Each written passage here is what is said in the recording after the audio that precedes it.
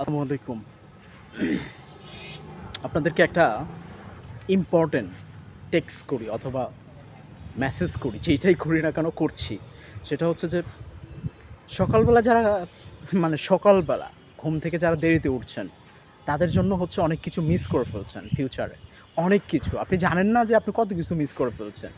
আপনি বুঝতেও পারছেন না। এই সমস্যাটা আমারই ছিল। কারণ আমি যখন ঘুমাচ্ছিলাম আরকি, যখন দেরিতে লেট নাইটে ঘুমাচ্ছিলাম, সো সকালবেলা ঘুম থেকে উঠতে অবশ্যই দেরি হয়ে যাচ্ছিল।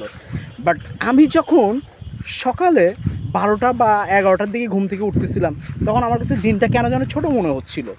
এটার স্পেশাল কারণ হচ্ছে যে লেট নাইট ঘুমানোর আর কোনো দরকার নাই, ঠিক আছে? যত দ্রুত পারেন ঘুম থেকে খুব সকালবেলা উঠবেন। অদ্ভুত ভাই, আপনার সাথে ভালো লাগার কিছু মুহূর্ত কাটবে ইনশাআল্লাহ তাআলা। এর মধ্যে থেকে আপনি যদি ফজরের নামাজটা পড়তে পারেন, আপনার জন্য আরও বেশ কিছু স্পেশাল কিছু থেকে যাবে। আপনি আস্তে আস্তে এই জিনিসগুলো রিয়ালাইজ করতে পারবেন। আপনি আমাকে জাস্ট বিশ্বাস করেন, বিলিভ করেন যে ভাই আমি আসলে এই জিনিসটা আপনাকে কীভাবে উপলব্ধি করি যে দিনটা এত বড়, আপনি কাজ করে ক্লিয়ার করতে পারবেন না। ব্যস্ত, ব্যস্ত জিনিসটা খুবই ইম্পর্ট্যান্ট ভাই। এটা খুব ভালো একটা দিক।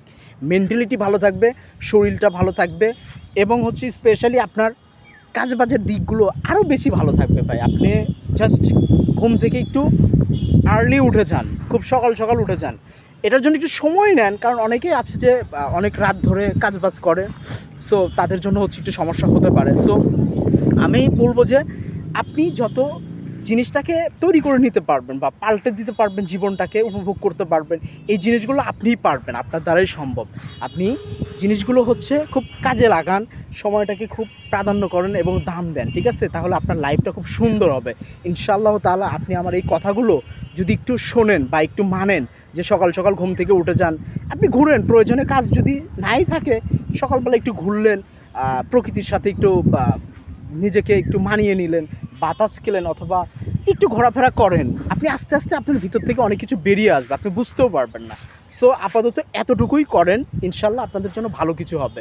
সো আপনারা ভালো থাকবেন। আলহামদুলিল্লাহ আমিও নিজেকে খুব ভালো রাখার চিন্তা ভাবনা করতেছি। সো আজকে এতটুকুই, ভালো থাকবেন। আল্লাহ হাফেজ।